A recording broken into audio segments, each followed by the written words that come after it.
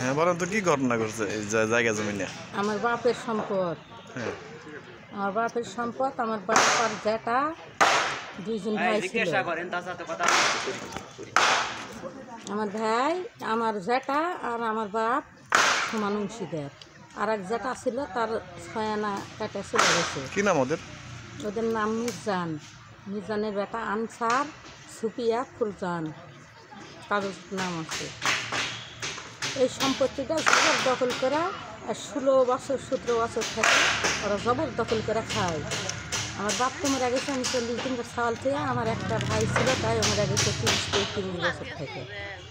মারা যাওয়ার পর ওরা জবরদখল করে খায়। আমরা যখন জমির কথা কই, তখন কয় মুখটা দেওয়া আছে, মুখটা দেওয়া আছে, মুখটা দেওয়া আছে। এখন কাগজপত্র আমরা হিসাব প্রকাশ করে দেখি তো আমার জমি নেই, তো শর্ট। ওইটুকু আমরা এখানে আসা এই 2-3 বছর নিয়ে আমরা দখল নিচ্ছি, দিয়ে একটু বাড়ি ঘর করেছি। বাড়ি ঘর করে আমরা এই বড়ো বোনের স্বামী নেই, এক বেটার নওগাঁ থাকে, বাসা ভাড়া টাড়া করে থাকে। আমার এই বড়ো বোন করছে, তাহলে আমি এখানে বাড়ি করেই থাকি। তাহলে বাড়ি করে দিই আমরা লেখাপড়া, সব গ্রামের মানুষজন এখন দেখে হচ্ছে দিয়ে আসে এখানে বাড়ি করেছি। বাড়ি করা অন্তর প্রায় 3-4 মাস অন্তর আসে ওরা মারপিট করে আসে, বটি, কুকদা, শাবল, ছুরি, ডাটি, বিভিন্ন রকমের কোদাল দিয়ে আসা, মারপিট করে। দেখি এখানে টিন আছে, মুখটা হাসিয়া দিয়ে কুকদা দিয়ে ভাঙ্গা চুরা। তারপরে আমার এই 2 বোনও সারা তার সেটা দিই মেরা পিঠে একটা গলার বটি ধরেছে।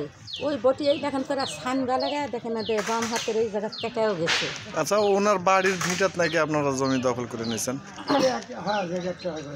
বাড়ির ভিটা তোলা জমি আমরা দখল করে নিই, তো আমরা বাড়ির ভিতর দখল করে নিব কেন? 50 বছর থেকে আমার বুদ্ধি হয় হিনি, আমি দেখি ওই সম্পত্তি ওই আমার বাপে ভাই তো মারা বাপ তো মারা গেছে, আমি বুদ্ধি হয় হিনি দেখি ওই জমি আমার দখল করে খাই। আমরা দখল করে খাই, আমরা হাল চাষ করে খাই। সে ভিউ ছিল 1 হেঁটু লেওর ধানি জমি। কিন্তু উনি বলছে ওখানকার পরিবর্তে এখানে, এখানকার পরিবর্তে ওখানে।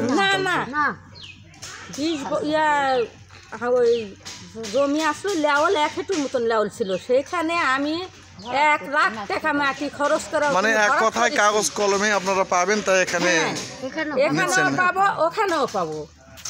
দাগের ভিতর বোন দিয়ে ভাই কে একাই ভাগ, বোনেরা ভাগ পাবে না। যদি হিসাব নিকাশ করে যদি আপনারা না পান, তাহলে হিসাব প্রকাশ করে যদি আমার বোনের অংশ আমরা পাবো, তো যদি মানে যদি না পান, মানে কাগজপত্রে হিসাব করে যদি না পান, সেই কথা বলছি। কাগজপত্র হিসাব করে না পালে আমরা নিব না।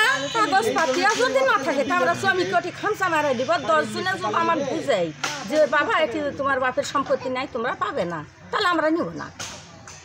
আর যদি পাই তা আমরা নিব ওখানে।